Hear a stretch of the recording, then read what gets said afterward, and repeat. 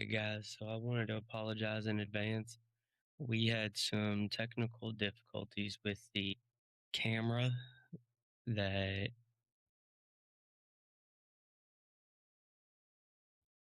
we couldn't get past at the time, but we're looking forward to having some video on here for y'all by next episode. Thank you, guys. Welcome back to Admin Nerds, everybody. So, Rayshonn Brown, everybody. He is the acting company commander for my battalion, HSC. He was acting commander for FSD for 100 years. Nah, I was okay. Yeah, I was for like 100 years. Been acting commander a lot. Yeah, everywhere he's gone, he's acting commander. I don't think he's ever been actually commander. I am now. Yeah, all Look right. back at FSC. Back at FSC, yeah. I was about to say you're acting. So give the people what FSC is. What is an FSC? Forward Support Company. All we do is aid through sustainment of the engineer units below us. Basically, our main goal is just to make sure everyone else in the other units are taken care of as far as food and supply goes. Okay. And maintenance. I'm having him on because I find him super interesting. He's funny. I've gotten to know him pretty well within the last few months. Not that I didn't know you before, but now I've gotten to know you better. And you the same for me. I feel as though everyone's going to find him just as interesting as I do. If not, you'll find him just as retarded as I do as well. Yeah. It's a mixed thing with me though, but I'm kind of used to it. Yeah, you got a little bit of autism just like everybody else in the military. Yeah, I work with them, so why not? Right. So your civilian job, what do you do for? So I'm a behavioral tech. Essentially, I work with kids on the spectrum. I have worked with a few adults, but yeah, here. Yeah, every day actually. But back home, I prefer the kids over the adults. It's just they're easier to work with. I won't say easier. It's just I know there's a lot more change I could create with the kids. Not saying that can't happen with the adults. However, like early intervention is the key when it comes to autism. Why is that? Because you're able to change behaviors at the early stage versus when they're set in their ways 10 to 20 years. Like you can make small changes and it'll still be beneficial, but you really see the big jumps and changes, especially in communication at earlier ages. Okay. So that's why early detection is key, guys. Early detection. Go get your kids tested. Or yourself if you're young enough to early detect right now. Either way, no. Don't just go around thinking, oh, I may be on the spectrum. I'm not really sure. Just go. So with that, I've got a few things that I'd like to ask you. So growing up, I do have a brother with Asperger's. Is that still a form of autism or is that something separate now? So they officially put that on the spectrum. It's officially on the spectrum? Okay. Yep. It's no longer a separate entity anymore. I think like 4 or 5 years ago, it used to be autism and Asperger's. Now it's just Asperger is a part of autism. Okay. And shout out because this month is actually Autism Awareness Month. So you say that you enjoy working with children, but I remember recently you told me that you also enjoy working with another set of individuals. Who are they? So yeah, back in the day before I got into being a behavior technician, I used to be a underpaid social worker. Okay. And essentially I chose those clients that were in the system. So a lot of my clients had either been to jail or was on the route to jail. And that was kind of my special interest while I was doing that. So what did you find most interesting about it? I think the stories, man. It was always a story behind it. And some made sense, some didn't. It wasn't my job to judge, but it was still interesting hearing how everyone got to that place.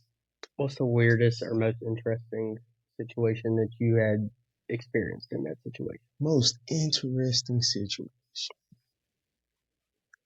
So as a underpaid social worker, sometimes you have to do house visits and everything. And it was this one time I had to go check on this family, and they had sheep and goats and ducks and chickens. Yeah, it sounds weird. It gets even weirder. But they actually had like a special sheep or something that was a pet. And they kept it inside? No, they kept it on outside, and it's like it was this like redneck porch that they had built in front of their home. And on one of the poles to that porch, they had the sheep tied to it. Oh, nice. But like the porch was high off the ground, and even with the house, like it wasn't like flat surface with the ground. Mm-hmm. So as I'm pulling it up, the damn sheep just jumped off the deck and killed itself, man. Like, it hung itself? It hung itself. That's actually insane. Like it took me 2 hours that day just to calm the family down. Bro, you should have fucking been there earlier. You could save it. That's literally your job is to stop people from doing that. What the fuck? Well, honestly, I was more concerned. Why did it feel like it need to do that? Like, what have y'all been putting this thing through? Bro, I mean, if I'm tied to a fucking porch, I might as well fucking go ahead and call it myself. So, in that situation, alright, I'm gonna say, sheep, goats, chickens, that's cool as fuck. I want that. But you also, like, I guarantee they weren't the type of people either that had that ability to give those animals the actual treatment that they need. God. Yeah, so they probably couldn't facilitate the land that they would need to roam free and shit like that, right? Not at all. Yeah, white trash? Yeah, they were white trash guys. I'm not saying that. I will. So, in those situations where you were working with people like that, did you ever find yourself questioning, man, I could really get away with this too? No, I mean, I have had coworkers who thought like that though, like or felt like that, but I was never in that situation. I was more like, we both can't be fucked up on these calls. Somebody got to stay stable. So, I remember you telling me that if you were in that field, there is something that's either happened to you or there's something that's wrong with you, right? Yes, to a certain extent. So I feel like and this is just in my experience, the best people I've like talked to as a board certified behavior analysis and as a social worker, like though the best people are always the ones that can relate to their experiences. Okay. Whether it's mental, physical, anything. Like they've gone through something. So their specialties, they can relate closer to that than, let's say, someone who had a trauma background, like something happened to them traumatically, yet they are doing something with social work. So yeah, so that's exactly what it is. They're starting this new thing called trauma informed technicians and everything else, because there's different levels of trauma. Like, but what's traumatic to you may not be traumatic to me, but it still classifies as your trauma. So it's taking a direct approach to say, hey, like I may not understand why this event was traumatic to you. However, it is a trauma situation. It's a trauma environment. For example, I was an EMT for like a year and a half. So seeing certain things on call won't be traumatic to me. But if you run across a random like dead body, that may be traumatic to you. Yeah. But for me, like I've kind of seen it, so it doesn't affect me in the same way. So that's almost like the saying, I'm going to butcher the fuck out of this. The worst thing to happen to you is the worst thing that's happened to you. So if the worst thing that's happened to you is you got a flat tire on the side of the fucking road, that's the most traumatic event that you've had. And you still refer to that as your traumatic event. Yes. And I would be like, what the fuck are you talking about? Yeah, like but I just saw a guy get his leg fucking ripped off by a train. Yeah, so that's essentially what that saying is like, hey, like, it's trauma either way. Like, yeah, like we may think it's bullshit, but like it's traumatic to that person, especially. Think about those little rich Beverly Hills fucking kids. Yeah. They on the fucking if their fucking car, Mercedes, probably broke down on the side of the road, they could probably be like, what the fuck? Oh my goodness, I'm going to die. Whereas we'll be like, fuck this shit. Who do I call? What's AAA? Meanwhile, we'll start walking fucking autos on. Well, I'm not walking autos on, guys. I don't do a lot of head work. That's why I chose officer route. Yeah. So, let me think for a second here. I'm really interested in what you do in your field of work. However, I'm also interested in what made you decide to do that, and is it any correlation to you doing what you do in the military at all? Like, did that have anything to do with you wanting to do it, or no? Absolutely not. Yeah, I figured. I will say, so I was a combat medic before in the Army side. I joined, I was a combat medic. I joined at 17. Actually, my mom had time for me. I was split ops. Yeah. So with the basic training, came back, had to finish high school, and then I went to AIT. So I served as in Metcom for right at 3.5 years. Was getting ready to be promoted to sergeant. Had to go do the school. But they told me, my BLC, but they told me I couldn't because as soon as they had just put me in BLC, I had signed my contract at commission. To commission. Damn. Yeah. Dude, you could have been a good officer and you just never became an NCO. So this is an interesting question in my opinion. However, it may come off as stupid to the two people in this room as well as the audience members. So, do you think there's anything why would I believe in my heart of hearts that the best officers are ones who were former enlisted? Because they actually been through the bullshit. Okay. So it's nothing like... I'm not saying that the officers that weren't enlisted first can't be good, because they can. However, I do feel like that it's easier for officers who were in prior to being, who were enlisted prior to understand what you guys are going through. Think about it, if you, the barracks, for example, officers 9 times out of 10 get their own room and everything. They never had that experience B1 of being in barracks. And that's just a small example. I'm not even talking about the guys who actually done a lot more in their career and still get treated like shit. You got E6s whose careers are more established than mine. That's why I always, I'm not sitting here trying to be like, I deserve it. I don't give a fuck. I'm gonna sleep where I'm gonna sleep at. But if you put me in a room, in a barracks with all these people, and I have more time in service than the closest E6 to me, I kind of look at myself and I'm like, what the fuck am I still doing here as an E5? And then also look at everyone around me. I'm like, y'all know damn good and well I've got more time than anyone in this fucking room. So it's funny, you bring it up like that. So, it just makes you appreciate the luxuries of it. The luxuries of it, but still understand that you gotta help the guys out. Yeah, there's a reason why this fucking guy who's been in 13 years is being a little bitch about his room. Yeah. Oh, so the first person I thought of is Frat Bro. Whenever you said you could still be a good officer, and then I automatically thought of damn. If I end up on what the fuck Army moments. No, no names, and if there is names, I bleep them out, so we're good. But yeah, no, I see officers individuals like that one, and I'm like, you give such a bad name to people in your position, because I understand he's a young kid and he's learning his way, but man, this ain't your frat no more. You're leading individuals. And but then for some reason, sometimes that behavior gets rewarded. Why that is, I don't know, but I feel like that is the one thing that has kept me here as long as I have been here. Understanding that you guys do get a lot of crazy ass officers in here. You just don't give a single fuck about anything. Yeah, I've noticed that. And it's the same with NCOs too. I'm not gonna just say officers. Oh no. However, it has helped me decide to stay in a little bit longer than I would have.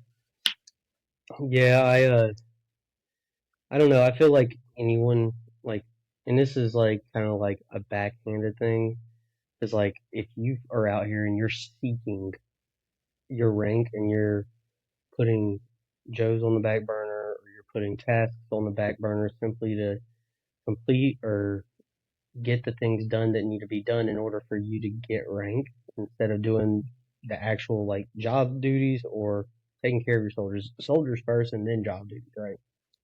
And if you're putting those on the back burner just to get your rank, you don't deserve that rank in my personal opinion.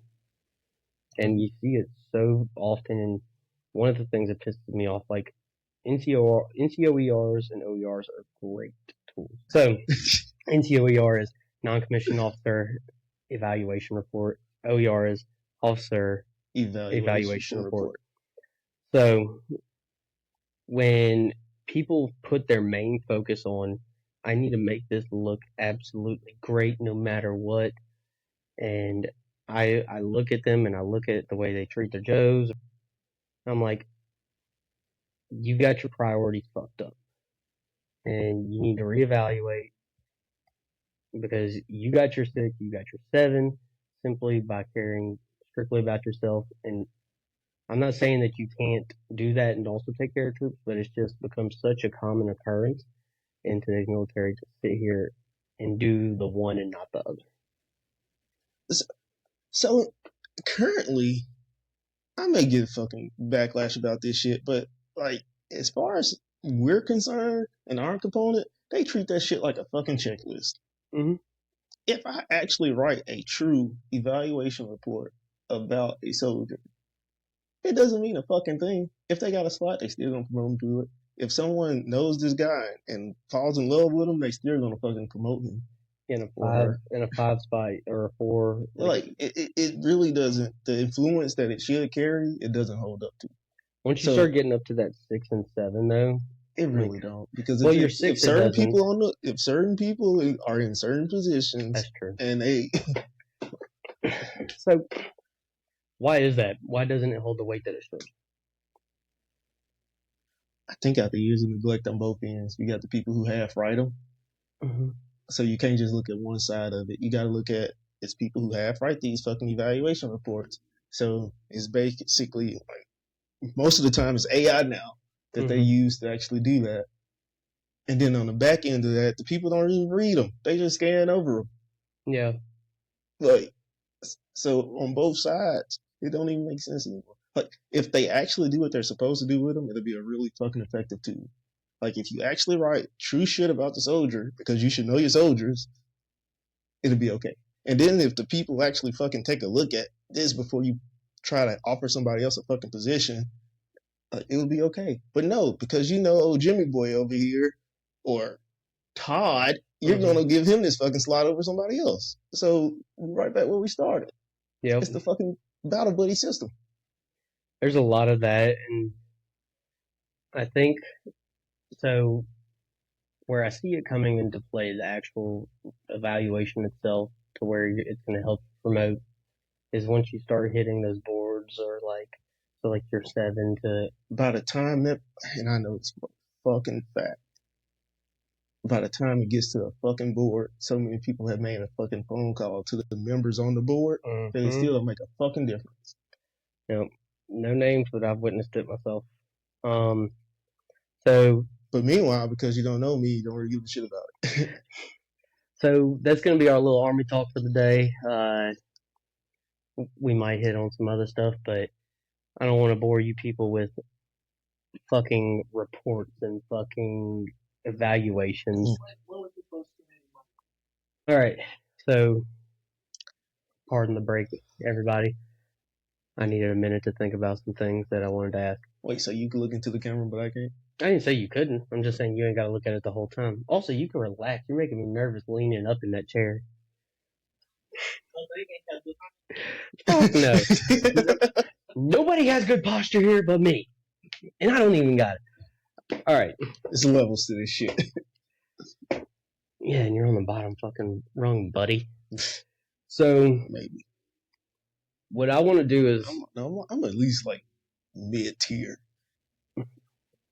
At least mid-tier. You think he's big dog? Big dog's over here. Little dog sitting on the couch. Big dog on the porch. Big dog. Okay. So, I want to talk a little bit about your time as an EMT and what your event was. I'm gonna tell you a little story though. So it was my first fucking clinical, man. I get there and the truck I was supposed to be on left like fucking 20 minutes early. Well, I just happened to get put on a truck with the nighttime instructor for Mississippi Gulf Coast where I was doing my EMT stuff at. And dude's fucking wild. He's country as shit. Bigger belly fella. And we get a call up to, I think it was Socher or McHenry area. He was with AMR at the time. And we get a call, some schizophrenic ladies in her yard. But we get there, and the cops had just arrived not long before, and they're like walking up to her, everything's okay. She's got her hands in her road pocket like this, and she's wearing no shit a fucking tinfoil hat. First of all, my first question would be: is this scene safe? Fuck no, it's not. The scene was not safe, and we didn't ask that question for some fucking reason. So we get there, and we're walking up, and the cops didn't want to touch her until we got there, they said. And I'm like, fuck. Well, I don't think that's how this... I just studied this chapter. This is not how this works. So, he starts walking up towards her, and he's like, hey, ma'am, are you okay? I'm standing towards the back. I'm like, I'm a fucking student. I'm like, I don't know this lady. And she, like, absolutely skips over. And she looks at him, and she's like, how are you? He's like, oh, I'm good. You mind if I get you to take your hands out your pockets? These officers here, they want to see, make sure you ain't got nothing on you. And she's like, I ain't got nothing on me. He's like, take your hands out your pockets. She goes, one hand. He's like, what about the other one? She's like, I don't want you to see that. That's insane. So it wasn't any officers on the scene for that? There were officers there. The fucking EMT walked up before officers there? Well, fucking guys got balls the size of fucking mountains. But the officers were already, like, kind of around her. They just didn't want to press her too much and, like, freak her out. So they were waiting on him to, like, come and, like, maybe calm her down. Wrong guy to do that, by the way. So, as he's walking closer, they're fucking, like, closing in, too. And then she starts realizing she's fucked like sauce and pulls out a fucking revolver and, like, starts to point it. And she gets off about 4 fucking shots before they fucking actually get the gun from her. I'm like, holy shit, this is my first fucking hour on scene. I jumped on the fucking ground. Look, I saw that shit. I said, oh, I fucking swan dived. I was far enough away to where one of them bullets still would have hit me. But yet, I was far enough away to where I was like, I can at least get to the ground, hopefully, before this motherfucker makes it over here. I was young and dumb. Didn't know how fucking projectiles actually work, I guess. But yeah, I ended up on the fucking ground, and I hear bang, bang, bang, bang. And then they're like, get on the fucking ground. Now they're tackling the lady. I'm like, bro, why the fuck didn't y'all do this like 10 minutes before we got here? That shit wasn't fucking suspicious. What the fuck? Bro, they fucking, like, her daughter and her, I guess, son-in-law are standing out there. Be gentle, be gentle. Man, she almost killed us. Be gentle. Be gentle. And then we're bringing her to the hospital, and she's like, you're like, you want to see my titty? Except for she said, you're a handsome young man, you want to see my boobs? I would have said, hell no, I'm scared. What you got up under there, too? I said, no, ma'am, I'm perfectly fine where I'm at. Another gun under that motherfucker. Keep it down.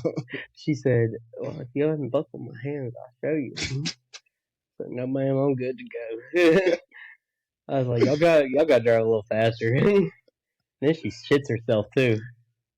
Really? They always do that. Like, it's always a shit or a piss situation where they think they just gonna be, like, free to let go after that. I've got no fucking clue. I can tell you what, though.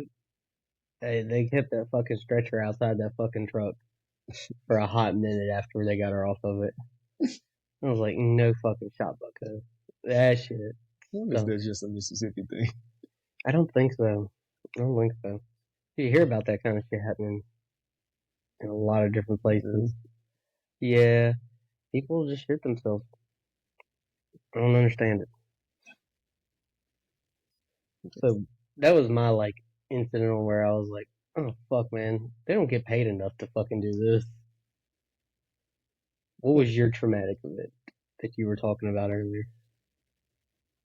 Alright, so the first one that kind of rattled me it wasn't that fucking crazy. That one was just a basic one there.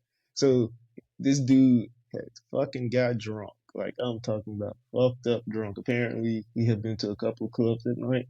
And while he was at every club, the wife was there, kids in the car. Now, for what reason, I don't know. She didn't drive. That's a different question though, which also explains my other career choice. But whatever. But yeah, she did not drive. She was in the passenger seat. She was just riding along with him, with kids in the back seat. Sober as Jaybird. Sober as fuck. And she letting him drive? Yep. Driving from club to club.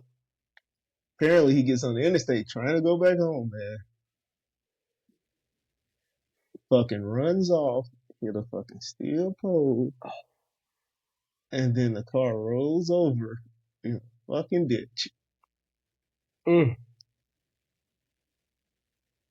Baby parts scattered everywhere.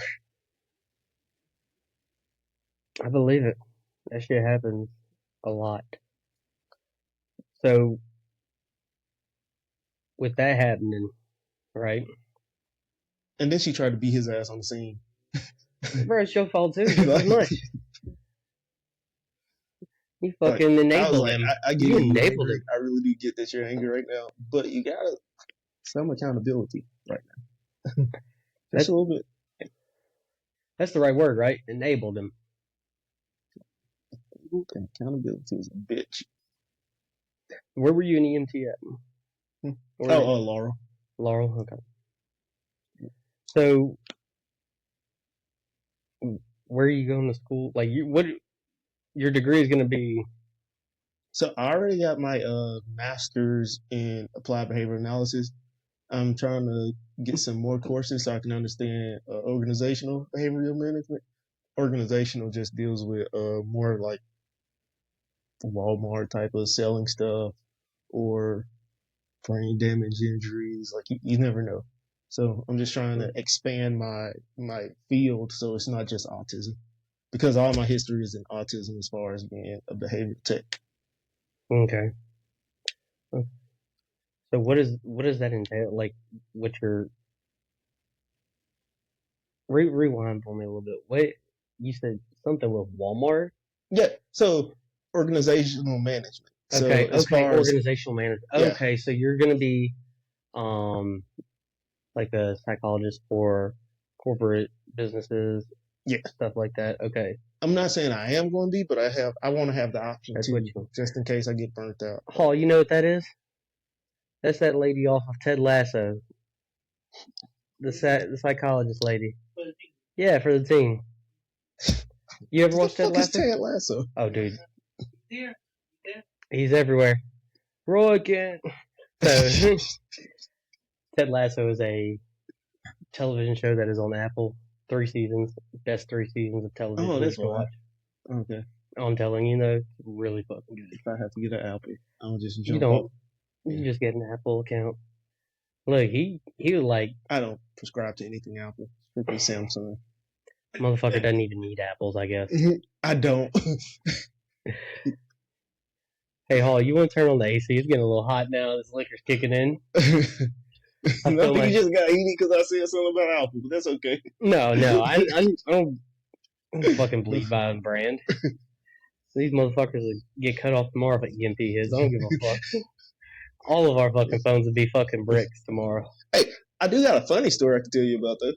Yeah, let me hear it. All right, so before in Laurel, Singing River Services, before you become a EMT, normally, well, I don't know if this is normal. I was a young black dude. Like, I was only fucking 18 at the time because I was just got back from AIT, ended up going you was high speed. to USM.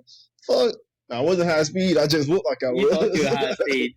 I looked like I was, but they was like, dude, what the fuck, man? We've never seen somebody as young as you doing this. So they put me in a wheelchair driver. So wheelchair driver drives these big ass Chevy Express vans, and you like wheel the old person in the back of it like in there, and you strap them down.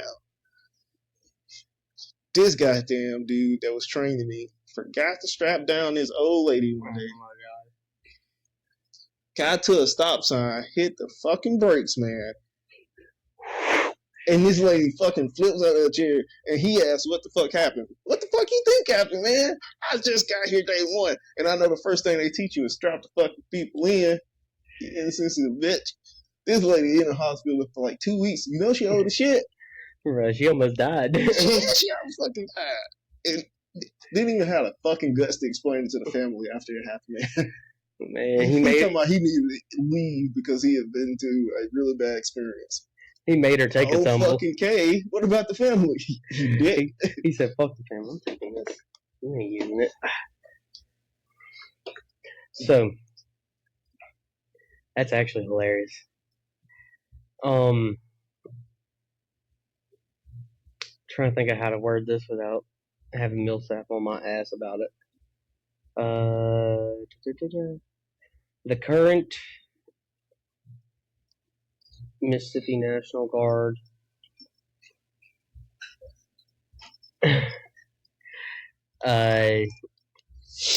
nope, can't do that. Oh, this is going to be a challenging one. I've never done one of these on a mission. What do you expect out of the experience that we're all three going through right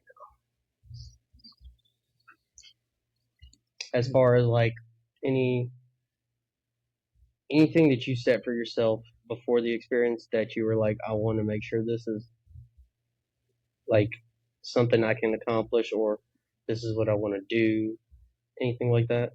Are you talking about me, myself as a commander, or as far as the troops? As a commander, as Rayshonn, as a leader of troops, whatever.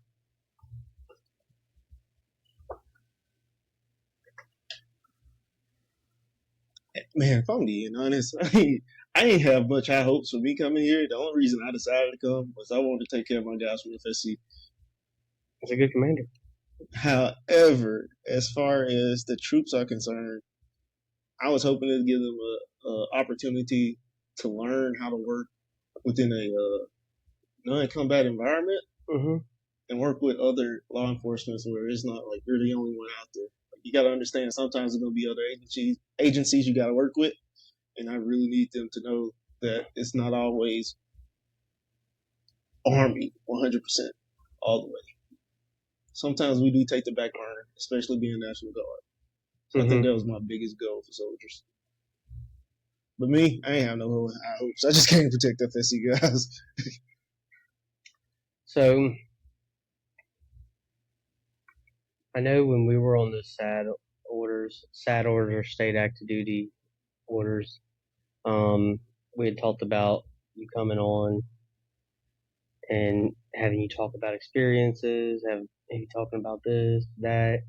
I've actually always admired you since we had that crossing that was it 287? Yeah. That was an insane thing for you to not willingly take over, but have to take over. I've had admiration for you as a leader in that aspect, because you weren't asking to be put in that role. You were asked to go into it, and from what I could tell when we were assisting y'all to disband that unit, like you handled it extremely well for someone who hadn't had any time as a commander. Man, I appreciate that. You know, it's funny. That's the first time I ever heard that. I didn't even think I really made a big impact on that, for being completely honest. No, I mean, you handled it very well. I mean, there was... I mean, I'm not... You know this about me. I never do it for the higher-ups. No, never. Never do it for them. And I mean... If I do the job right, it usually look good, but sometimes I piss them off along the way, and I'm okay with that. That's never my intention. And I mean, as a good leader, and I don't know any, like, I mean, as far as me, I don't know any command that would have an issue with you, hitting those buttons that would, maybe piss a few people off if it is in the, best interest of your Joes, right? Like, I don't know very many of them, NCOs or officers at that can sit here and absolutely be pissed off at the fact that you took care of your Joes before you took care of, or that you took care of your Joes in a way that they may or may not have liked, or that you took care of them first before something else needed to be taken care of, right? So I like that that's your mindset. I've been a witness to it, and I've been a what's the word I'm looking for?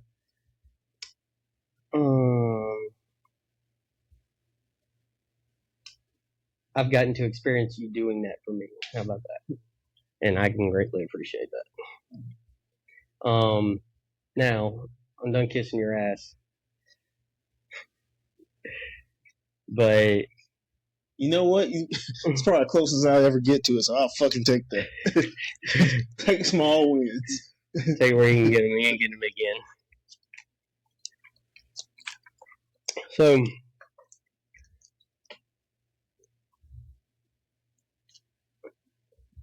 did you see what?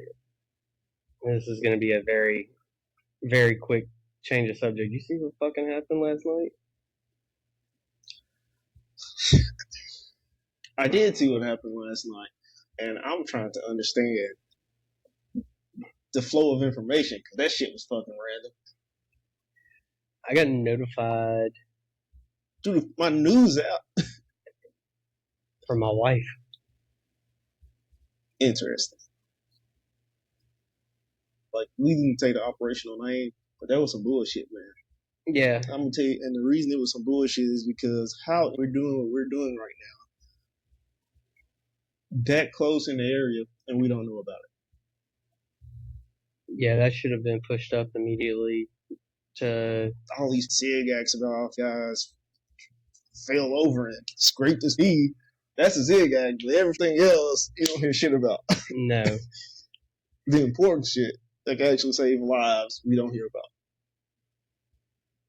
about. It's flow of information, man. Like, it's some people are good at it, some are lackluster or fail to interpret what is an important. See, it's more about what I've learned over these last couple of years. It's more about the information coming up the chain than down the chain. Mm-hmm. They want to know down to the bottoms every move. And I get it to a certain extent, but they don't want to share the moves from the top down. So it leaves you with a lot of questions. And if you have a lot of questions, 9 times out of 10, you can't really do what you need to do. Because what the fuck am I doing this for? Who's going to do something they don't know what the fuck they're doing it for? True. It's like, you want me to do this, but how and when and where? I don't know. I just feel like you just got me doing fucking circles like a lap dog. That's one thing that I can say is what I'll do is if something comes down, they're like, hey, we need this task conducted, and I'm like, how, when, where, why? And if they don't have answers, what I'll do is I'll put it in front of the junior troops. Say, hey, this is what the upcoming task is going to be. I don't know when, I don't know how, I don't know when or why. So stand fast for that information, but prepare. So that's the best way that I've been able to put it in a leadership position from my aspect of things. However, the more information, the better. And I don't think there's a whole lot of need to know, situations around a lot of the aspects of what we've dealt with, from SAT orders to time in Arizona to time on, our experience right now. There's not a whole lot of you don't have a need to know. I think there's been 2 or 3. Hey, let me go back and ask you something. As an enlisted soldier, how do you feel about officers who haven't really been enlisted? They go straight to officer. And why? I've had more officers who, when they weren't prior enlisted, they were more shit than the ones who were prior enlisted, right? You know, my reasoning and why I believe that is because when I was 21 years old, I was still drinking and driving and not remembering how I got home. Why is this kid any different than who I was when I was then? He may be a little more mature than me. However, he's still in the mindset of, I don't know how this is supposed to be important. I don't understand why this is this way. Does it piss me off he gets paid more than me? Yeah. But the experiences I've had maybe two officers who weren't prior enlisted who are they may not even be knowledgeable in their job. They just know how to present information in a way that it stops the people from above them asking the questions that someone who doesn't know that, like, how to present it and may know everything about that job. Like, you may know everything about your job, but when you can't present information to someone and it matters how you present, I don't care what anyone has to say. It does. You hit someone with a fucking 100 ums and 1,000 fucking, you know, those, then they're going to have more questions than the guy who has no fucking clue what he's doing but can read the piece of paper and say, this is the information I have.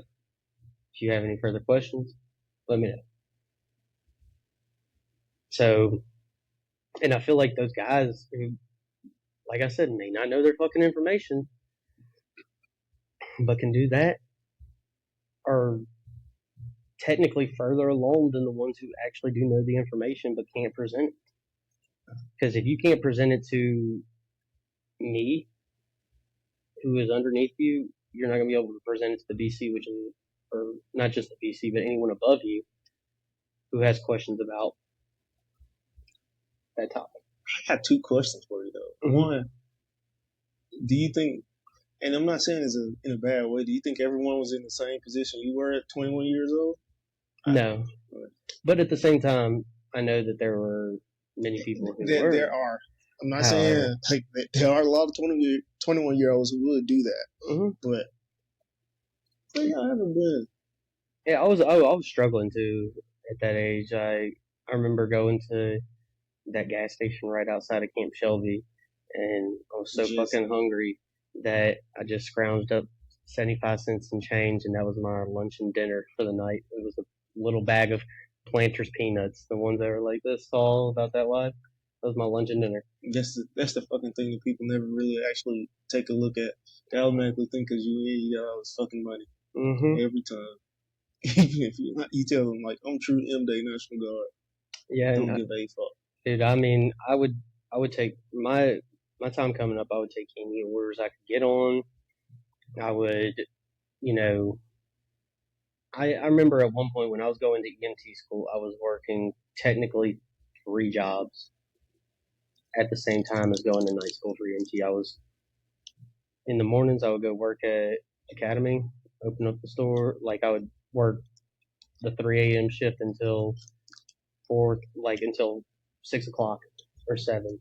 And then I would drive up to Camp Shelby. I would work in the Deer's office until we closed down at 3. And then I would go work at Fallen Oak until I would get there at 4. They'd shut down at 6. And we'd be out there by 7. And then I'd go right back to work at Academy and then go either to the schoolhouse, to Mississippi Gulf Coast, or I would go to the house and do school. Like, I was rolling, man. I was trying to get everything, squared away, and we see how that fucking paid off. It didn't. No, it did give me work ethic that I guarantee that if I hadn't been in that situation, I wouldn't have ever known. You acting like you bad off now, man. Like, I'm not, but I'm not. I give myself sometimes it's not always fucking money, and I had to learn it the hard way. It's not about the money; it's about the position and where I had to learn that shit the fucking hard way. I promise you.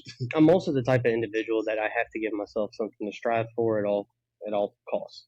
So if I'm harder on myself, and like the weirdest thing to me is being told that I'm doing good or like someone's proud of me. Fucking, I don't know how to handle that. I'm like an autistic kid trying to give a hug. Like, I'm gonna let you slide on that. I'm allowed to say my brother is. I know how that hug is. It's like holding a fucking wet cat. Cause they like, why the fuck are you touching me right now? Exactly. Like, personal space is a fucking thing. I promise you, all the kids that, not all of them, like 85% of the kids I work with love to go. Get the fuck away from me. 6 feet. They're like, make a 7, bitch. Yeah, like hell yeah.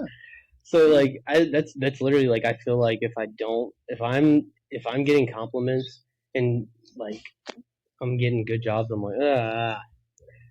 like, stop. Cause like I want to be hard on myself. Cause if I'm not hard on myself, then I know my personality and I know my traits. And trust me, I know I work when I'm in the office, but like I will be lazy. Like I'm so fucking lazy. If I don't be hard on myself, then I would literally just be a fucking fat slob in the bed. Why the fuck do you feel like you gotta be hard on yourself though? Like someone has to be. Someone has to be. Someone had to be. That's a loaded statement there, all right? Someone had to be, man. I mean, that's interesting because I went through a lot of stages and I was like way too cocky at one point, and then I just didn't give a fuck about anything at one point. Like, if I wrote my story down without any descriptions or anything, I would be classified as bipolar shit. Because at certain points in my life, I'm happy as fuck about like, everything I am, and I'm cocky as shit. And other points, I'm like, I ain't worked hard enough yet. See, that's my mindset is I can look at where I'm at and be happy with where I am. However, I need to be hard on myself at the same time to get to what I want. Because if I don't, then I will become content with exactly what I have. And I know that that's not the life that I have dreamed up for myself or for my family. Did you ever put goals on what you wanted to be at a certain age? Or? To be honest, no. Never. I remember one day I woke up, and it was when I was doing ENT, I was doing all that shit. And I woke up one morning and I had a dream that like I had some form of like entertainment, like I was in entertainment some way somehow, and like I've never wanted to be a movie star or nothing like that. Never like never wanted to do like that kind of shit. And I'm always interested in history. Always been interested in stand-up comedy, like your Patrice's, your fucking Bernie Macs. Hopefully not end up like him. R.I.P. dog. What the fuck? So I studied a lot of that, and like I remember listening to Joe Rogan one night, and this is when it hit me what I wanted to do. He was like, if you're funny, and people tell you you're fucking funny, you should at least try to get on stage, and the worst thing that's going to happen is nobody laughs, and you just walk away. And I was like, fuck. I was like, I've got to at least try stand up once, though. I'll go up. And I've told this story at nausea on this podcast, but I don't think I've ever told you. Like, the first time I went up on stage, I killed. Like, there's no other way. Like, I didn't. I was like, I was surprised at how well I did, because I did so well that I actually sped through my fucking set. My 5-minute set turned into a minute and a half. I'll be that awkward guy walking on stage. They start looking at me. I start looking at them. Bro. And then somewhere along the way, I'll get upset. Like, why the fuck you looking at me like this? I remember one girl is in the back just fucking howling. That was the one that I was like, oh, she's not going to laugh at this one at all, because it was a joke about lesbians. And like, well, I'm scared of them. She's in the back fucking howling. And all I could think to say was, shut up, bitch. Don't laugh at me. And everybody busted out laughing after that. And I didn't know where to go with it after that. So I was like, all right, I turned my 5 minutes into a minute and a half for y'all. Y'all have a good night. And I walked off. And that was my first time on stage, man. And it killed. I went up one other time after that. And then as many times as I've said it at this point, like I want to do stand up again. Why didn't you? It never lines up. Like in Ocean Springs, the juke joint down there, they do theirs on Tuesday nights at 8 o'clock. This is the time you need to be hard on yourself, man. And yeah, I really do. And that's the thing is like, I've actually become lazy with that part of it. Now podcasting, like I took a long break, last year from September all the way up until October, and then October to January I took off, and then from January all the way up till now because it's just, dude, life gets in the way, and when you do a podcast that depends on you having someone on to talk to or to have your co-host on, like it gets hard because then you got to figure out how to, like, okay, how am I going to get over here? Okay, well, where are you going to be at tonight? Okay, we can meet up. I can do this. Like, where do you want to meet at? You have a spot? I can find a spot. It's a lot of like running around, and I'm actually thankful for Captain Smith because dude saved my ass so many fucking times when it came to like doing podcasts. Really? Yes, because like there would be times like I had a guy. He used to be a coach of mine, and for MMA, and he canceled on me at the last second. And dude, it's fucking cold. Hold on. So, before you ask your next question, I would like to say shout out to Mike because Mike actually helped me out too when I was in ROTC. Oh yeah, that's what I was saying. I was a fucking dirtbag in fucking ROTC, man. I really was. Right, and he's so cool. Like it was a few others, but like I have a great appreciation for him, not just because of that, but like he's literally offered me his house to do podcasts at. He's willing to meet me anywhere, go anywhere to do one. He offered me the club, on Tuesdays to come do it whenever they're closed up. He's like, man, just use the space, do whatever you got to do, and I'll be forever thankful for him, supporting what I'm trying to do here. He sees the vision, and he sees what I plan to do with this, and so you got all these fucking opportunities, and I'm still filming. I know you still film, but I had to take a mental break really after January. I was getting more out with work, and on top of it, trying to get stuff ready around the house, and then finding out about this, and just everything kind of piled up at once. So I was like, I'm gonna take a break until we get to where we're going. That way, I can go ahead and. I used to be the same way, man. I actually still am, man. I think my biggest issue is fucking prioritizing. I don't know what my overall goal is just yet. So it's fucking hard for me to try to prioritize things. I've got a real vision on like the podcast and where I want it to go. Now, if we're talking about vision as my life and where I want it to be, like, you don't think that ties into everything? The podcast is a big part of it. It's a huge part in it because, I mean, at the end of the day, it doesn't matter what I do for a living as long as I can provide the dream. I think I've said it on here too. Like, I want a lot of land. I want to be able to have a farm. I want to build us the house that we deserve. Because, I mean, granted, like, she didn't grow up poor. I didn't grow up poor, but I didn't grow up well off. However, what we deserve and what we had are two different things. We deserve more than anything that, like, we've ever, actually had the opportunity to have. We weren't given things. We've worked for everything up to this point. And I feel like that vision is what drives me to want to do the podcast, to have that, 120 acres and be able to have the financial stability to go and raise, whatever animals and livestock we would like to, and then to be able to put deer on land, like that, like this is going to be able to provide me that opportunity to give her the life, the house, the kids, like everything that she wants, and then everything that I've always desired as well. That's productive as shit. I'm not even gonna lie to you.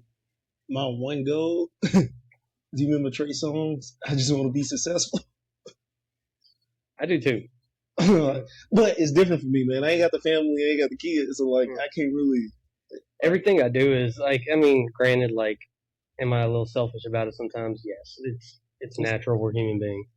So for me, like, when I get the wife and everything, the kids, of course I'm gonna have like a clearer vision, but I ain't got that shit yet. So right now, all I know is I just need to save up until that fucking time comes. You'll know whenever like the person who walks into your life and makes you question everything that you thought you wanted. Like, I remember being fucking 18 years old coming out of basic training, thinking to myself, holy fuck. I just, like, my entire life is changing right now because, like, I don't see myself wanting to be with anyone else but this person for the rest of my life. No, when you're in high school, everyone's like, oh, high school, relationships never work. And I'm like, okay, we'll see. I was a fucking devil in high school. Everything works out if you put the work into it. That's the thing, is like, you can't just, what's that saying? Always date your wife. You never stop dating your wife. Like, when I was dating Kayla, I remember being so broke one year. It was our senior prom. I couldn't afford real fucking roses. I had to go buy Dollar Tree fucking roses to give to her and write, will you go to prom with me on them and marker. Like, she was so mad about it back then because, like, I remember, like. Did you do a special color or did you just do black? It was red. Oh, the color for the marker. Black. You could at least got like a little sparkly. Man, look. He just said, fuck it. I learned you do not get Kayla fake roses. You either get the real ones or none at all. And that's the thing about being with someone. As long as me and her have been together 13 years, like, as much as we're consistently changing, as individuals, like, at the same time, like, I've learned so much about that person that I know the things not to do. Like, don't buy fake roses. Don't do a break the ice and, put something in an big ass ice cube that is frozen. And what the fuck did you put in the big ass ice cube? You go to homecoming with me on a piece of paper, and my dumb ass didn't put the paper in a Ziploc bag either. I just dropped it in the ice. So she couldn't even fucking read it by the time? It couldn't read it, and it was frozen solid, and the paper started to crumble up like Gouda cheese, like feta cheese. I mean, like, I've learned so much, like, being with her, and I'm forever thankful for her family too. I think I caused a lot of problems because I wasn't in the right headspace mentally whenever I was having issues in the past. I had a hard time letting things go, and when I finally started to let things go and I started to accept that, like, hey, we all have fucking bad days. Like, maybe that's why this conversation went the way it did or whatever, right? Like, I've noticed that. Like, so was y'all like connection like one of those corny ass Lifetime movies? No, I literally saw her on the cover of my buddy's, not my buddy, but this guy's binder in my first day in biology class at D'Iberville High School, and I said, I'm going to steal his girlfriend. Dude, that sounds like a Lifetime movie. And then y'all get y'all happily ever after with what that is. Well, I don't think there's ever a happily ever after. I think that when it's all said and done, you'll look back on your life, and even the bad times or good times sometimes. Because nothing's ever fucking perfect. I think perfect and happy are two different terms. I think that the common misconception with people today is that they believe it needs to be perfect based off of what they see on social media. I don't think shit is perfect, but you can be happy. Oh yeah, I mean, hell, there were times like when we first got married where like I couldn't afford to pay a damn, bill, yet we were happy as can be. Hey Hall, can you turn the AC down? It's on heat, I think. It's definitely on heat. Yeah. Is this your type of temperature? I do too. I just don't know why I've been so cold lately. Me too. Okay, Q. So for everybody wondering who this third person is, you gotta turn the actual temp down.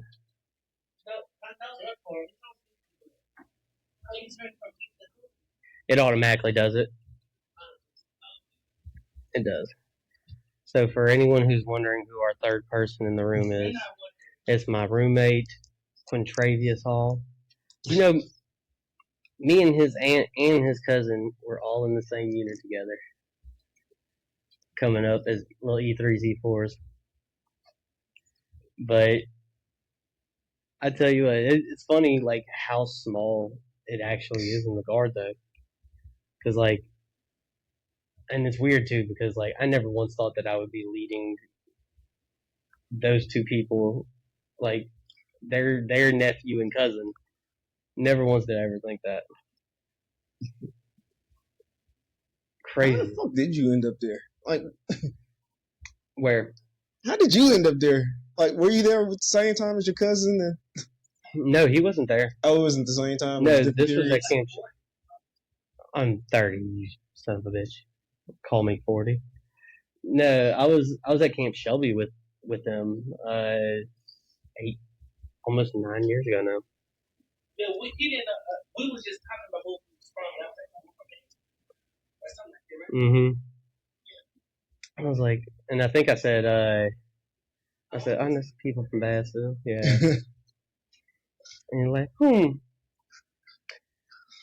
Interesting. The more you know, I got a question about that later. Dude, we really got to get into your happy thing. It's so much shit to explore there. What do you mean? Why the fuck so I get it. I really do get it. Like, you came from a hard ass place, but you're in a damn good position right now. I know I am, but why you keep focusing on that? Okay, so I'm not saying you're focusing. We'll save this for the podcast. So you brought up in the break about how why I'm hard on myself and shit like that, and like I said, I didn't grow up broke at all, but I also saw the life that I want to give my kids, and that's why I want to work so hard to be able to provide that to them when I do have them, and then I'm giving my wife the life that I feel not only that she deserves, but the one that she wants.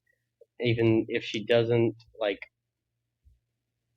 she hasn't said like, hey, this is what I want, but like I know what she likes and I know what she would appreciate, and to build her own house and to give her that. That's why I like, to feel like I need to keep pushing myself. Like that's what I was saying about my in-laws is like, so my dad, like, he worked hard and when he pushed himself to do something, he did it. But, and I don't mean to say this and be like, woe is me, like my dad, he made me. Like my dad was very self-absorbed at times. So like there was no, like, I saw how a man should be, but also saw how a man shouldn't be. And my father-in-law, as much hell as he gave me, well, there were times we would go at it back and forth. I mean, that's cool, but I just like if you have your goal set or like know your next step, I think it'll help out a lot more. And because like right now, you just kind of like playing the field. Whatever comes along next happens. Yeah. But like you really have nothing set on about what you want to do next to get to that final goal. Yeah, because you don't even have a final goal. I really have no short-term goal. I know my final. So for the podcast, what I want to do is I want to be able to make it something to where I could provide for my family off of it. Yet, I also want it to be successful, so successful that is that, if not a worldwide name, at least nationally known. That's cool. So like, but you still gotta like know the steps to get there though. Like, what is your overarching thing to do that? Like, have you looked at what viewers like? Yeah, I mean, it's my what shortcoming. Happens? My shortcoming is it's not a shortcoming. No. Let me tell you, my shortcoming is fucking TikTok. Holy fucking! I don't like fucking making reels and shit like that, and like the reels I do make, like I don't post. I just don't post to TikTok, and like he's even been one to say like, if you just post it to TikTok, I bet you have 100,000 views on it. Yeah, like you could take inserts from some of your fucking past views, some bullshit. You could get one of us looking crazy, like Charles and Miss Netta or some shit, posted on there. He'll probably get some views. I'll show you some of the ones that I've made. If you sue me, I swear to God, you better be fucking careful. So, like that's the thing too, is like I've also got I've got contacts that I've kind of been building up over the years. I met someone at the draft this week. Oh, welcome to the NFL draft, people, in Pittsburgh. So while I was there, I met this guy. He does he travels the country and he's got his own channel. He does everything himself with a producer and a cameraman. So he does a lot of the producing himself, but he also was showing me like what he does in order to get others in the area to produce for him if he doesn't feel like dealing with it. And I'm like thinking to myself, I'm like, I wish I would have asked this question because I didn't know much about his page. Like, we're in the middle of the fucking 23rd pick of the NFL draft at this point when I'm asking these questions, and he has a job to do because he goes around and asks, like, what do you think about this? Like, what your team just did. So I didn't want to interrupt it anymore, but I wanted to know, like, what do you do for, like, your content that you post online? Does he have a high following? He does pretty high following, yeah. I mean, he when I looked at the reels, he like last week he was in LA or some shit like that. So if you feel like that, this would be the perfect fucking time to call him and ask him some questions, tag his name because you got him directly on the line, so you can start getting into those other views. I want to know what he does. Like, does he do those himself? Because that's the one thing I don't like. I just now, like, we're here, I have the time to be able to do that, but like back home, I don't have the time to do that. Like, if I'm leaving the house, take the opportunity while you can. Yeah, while I'm here, like I definitely I'll go splice up some clips. I'll do all that, and I'll fucking call him. That's the first step. Well, yeah, no, I'm gonna get a hold of him on his page. He can give me his number. But like we were talking in person, and he's like, "You're not from here." I'm like, "No, I'm not." And he's like, "Are you from Mississippi area?" And I was like, "Yeah." And he's like, "Yeah, I could tell you were from the South. I just guessed right in the middle." I was like, "Cool." And then so we started talking about. I was like, "So what is your channel name?" And like all this, and he gave me his business card, gave me the website to reach out to him on and everything. So I do intend to do that because that was my main goal. Like whenever I started talking to him, was like, you're independently doing this and you have a backstage pass to the NFL fucking draft. Like, you're obviously good at what you're doing. And that's what I like to do. I like to surround myself with people who are good at what they're doing. Like Murata, my co-host, he excuse me, when he puts his mind to something, bro is a monster. Like jiu-jitsu, he is a great geologist. Like, and he's not even out of school yet, but like when he wants to learn something, he fucking learns it and can go ham at it. Sean Brown. Sean Brown is great with computers. He's great with anything that he puts his mind to, right? Like, and then Captain Smith, he put his mind into, he wants to open a. He hates when I say club, but a spot or a restaurant in Gulfport. Mike, it's a fucking club. It's a club. It's a club. And like he put his mind to it, and he got exactly what he wanted, right? And then you're out here pursuing your dream of like, hey, I want to be a psychologist. Oh, okay. Yeah, that's the dream. Okay. Yeah, so like I surround myself. Going the wrong direction. No, you always wanted to be a company commander, but they just wouldn't give it to you. They kept giving you acting. Yeah. So, and I can only have that A in front of it so long that formed it. I don't know. They might top block you soon.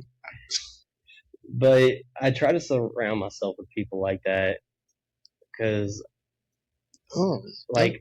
it gives me inspiration and it gives me like ideas, and like I think people like, especially like the individuals who I've mentioned, right? Like they see that like I have that dedication, and like then they get interested in showing me what they're working on, and like they start to see that I'm interested in it. So, I think you have the connections. You're just not reaching out for those connections. No, and that's another thing too. Is like, it's not that I'm proud. It's that I feel as though like I'm been waiting on that text, ain't it? Say bye, Q. Say bye, Q. Bye, guys. So one of the things I've really got to work on is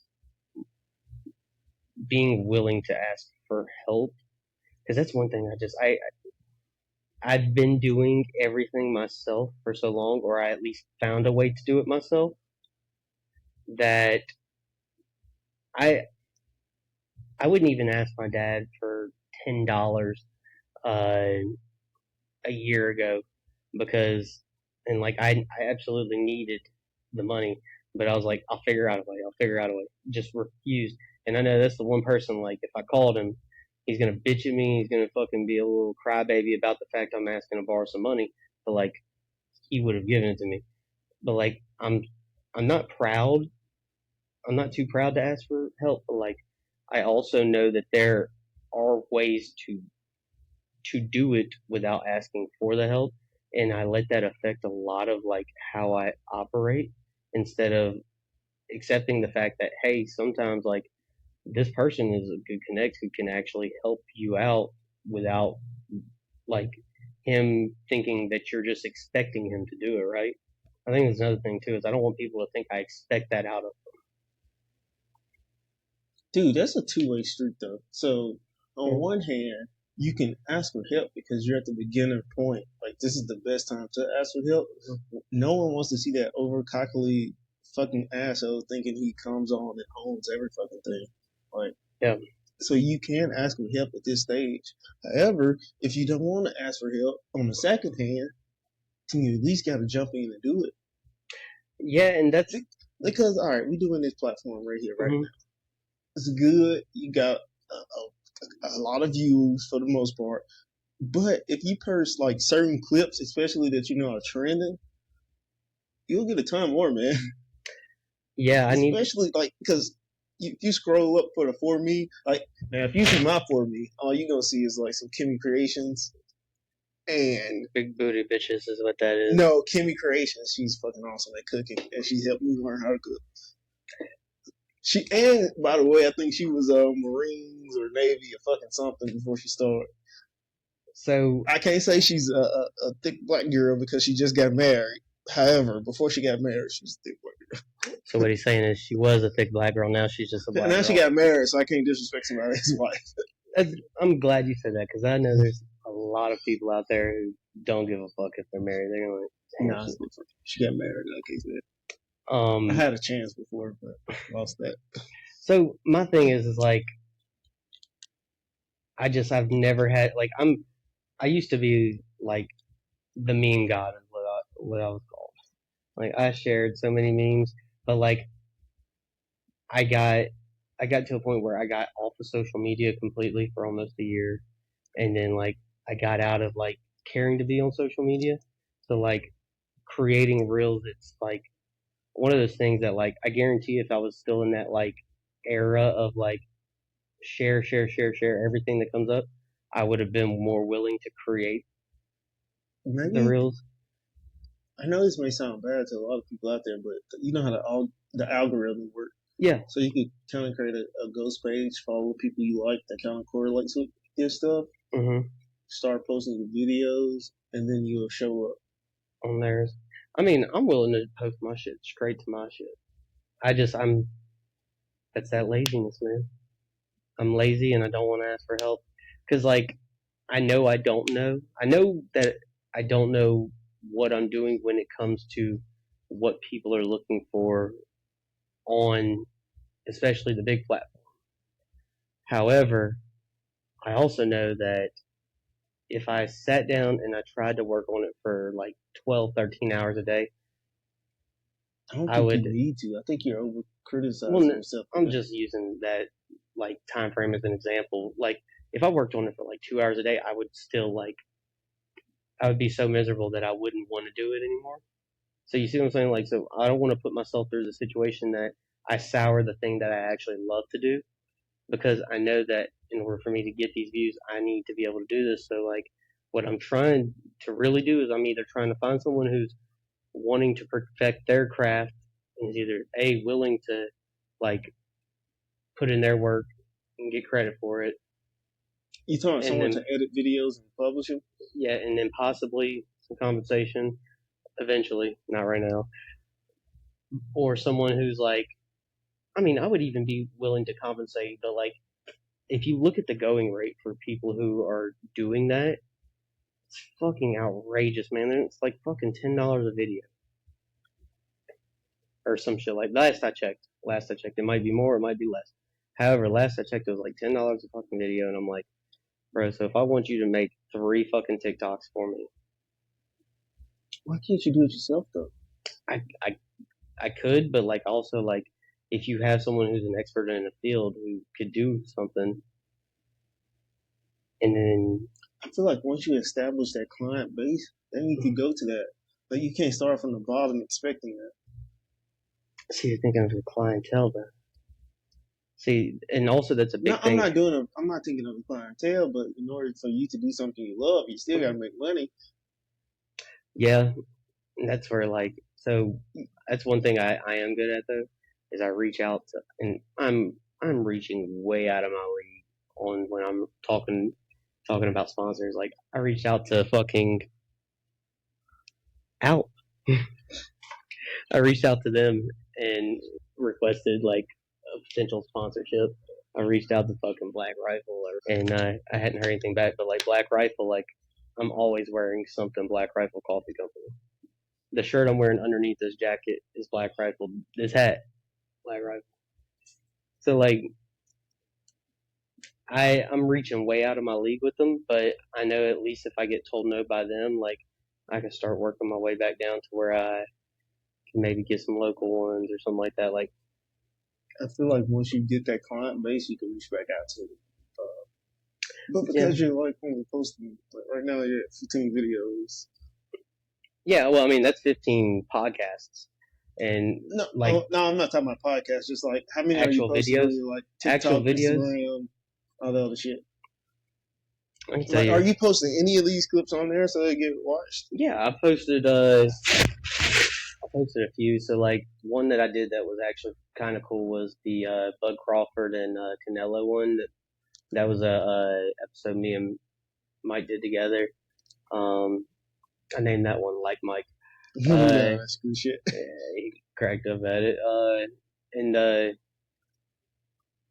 that clip actually had 500 views. The problem is, man, like my equipment was having a lot of issues at the time, and I didn't know how to really operate audio equipment to where it could be proficient. Like, I'm starting to like actually not just get my feet wet with it, but becoming, I could find Minesweeper essentially. Like that's the way I look at it. Is like when you first got a computer back in the day, you found Minesweeper on the fucking computer. That's how I feel with audio now. I just found the Minesweeper equivalent of audio. So like I'm working on that part of it, and that was like honestly, man, like everyone I talk to, there's a guy who works at a nursing home in Picayune, and I know you're listening to this whenever I post it. I hope you're doing well. He's probably like I have no connection to him other than the fact that I work at that property once a month, and every time I post something, I'm like, hey, if you got the opportunity to watch it, what do you think? And he's like, your content's there. Y'all are hilarious. You put out great stuff, man. The biggest thing is your mics. He's like, you got to get better mics. He's like, that it's so hard to listen sometimes. He's like, but like the stuff we can hear is absolutely hilarious and it's good. Like y'all are really good. So I'm like, okay. So that's been like my main thing is like I want to be able to get solid, like super good mics. That way I can provide that product to them that they deserve for being with me from when it was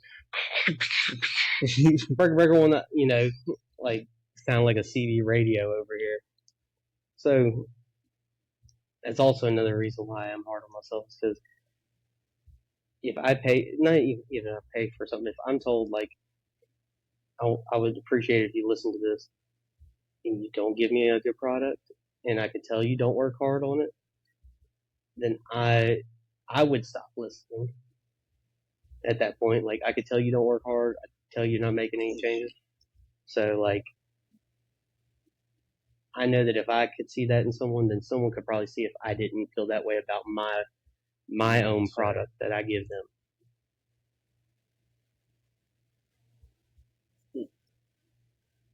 Makes sense? It does. Like, I feel like this podcast is going to be a great podcast. Now, granted, we're going to have you on again because, like, I like to do introductory podcasts and then have you on again. That way we can actually get into us bullshitting. Like, I want to introduce the people to you. Like, have them get to know you. That actually will make me a lot fucking more comfortable too, because I came in this bitch nervous as shit. Yeah, no. Like, it's honestly like I can't tell you. Like the first 2 episodes, you can tell how nervous we were. Like, I'll tell you how it went down. I called Murata on a random fucking Tuesday. I said, "What are you doing this weekend?" He was like, "I'm not doing anything. Friday night, you want to go out or something?" I'm like, "No, we're gonna film a podcast." And he's like, "We're doing it." I'm like, "You're coming to the house and we're filming our podcast. We're starting it." And for 3 years we had talked about doing this. Like, if you ever got the chance to listen to the two of us in the office together, it's like 2 retards going back and forth, bing, bing, bing, bing, bing, bing, bing. And like it's hilarious, it's fun. And I'm like, this would be great content. And he's actually the one that convinced me to go up on stage the first time I did. And it's funny because I told him he should go on stage, and then he did it without me. His first time. Does he still go or he stopped too? He does it every now and again. I can't tell you the last time he went, but he's fucking good too. That's the thing is like he has one joke and it cracks me up. I'm gonna butcher the fuck out of it, and if I do, I'm gonna cut this out. But it's do you know why they tell you to put your phone in a bag of rice overnight if it gets wet? And so that the Asian people come, we fix it, and then we finish up and we take the rice for payment. What? So like I kind of butchered a little bit, but like the premise of that joke is absolutely fucking hilarious. And like he's got so many more good ones. I'll always appreciate him for wanting to do this at all. Because I can tell you right now, if some fucking guy told me we should do a fucking podcast together, how often do y'all do it together? So yeah, no, I'm super happy with the direction that we're going with this podcast. I'm super happy with the direction that I'm going. But like, I think the biggest thing is like you got to know yourself and know why, like how you operate as an individual. That's why, like, I know it's weird, but like that's why I want to be hard on myself because like, you know, if I'm not, then I'm gonna be a lazy fat piece of shit who's gonna sit around. But I can tell you, like, I I want you to know because we're coming up on 2 hours at this point. I think 2:40. So I want you to know how much I appreciate you for coming on, taking your time to provide information. Because, like I said, we're gonna have you on again. Because, like, obviously, I want to be able to let people know you, and then next time you come on, it's gonna be so much smoother for you. You like you said, you're nervous. I'm nervous. I don't really talk that much, so Yeah. So I mean, it's a different thing, but honest to God, the only way that like I can think to explain it is think of it as we're just two friends. We're just sitting here bullshitting. Now there's just a camera in the way. Yeah. All I'm saying is I know you guys. You guys are both great. Once you set those goals, I know y'all are gonna exceed it. Oh yeah. I guess that's my one thing. Man, well, I really appreciate you coming on. And we'll probably I think I'm gonna have Major Shearer on, you again, and then I think I got Major Williams lined up after that, or it might be Colonel Williams. I'm sorry, Colonel Williams, you then Major Shearer. So, ladies and gentlemen, thank you for joining. Finally, we were back at it again with the white vans. Appreciate you coming out. Anything you'd like to say to the people? No, I'm good. Of course, black people. Admin nerds. That's gonna be a sound clip. Hi guys.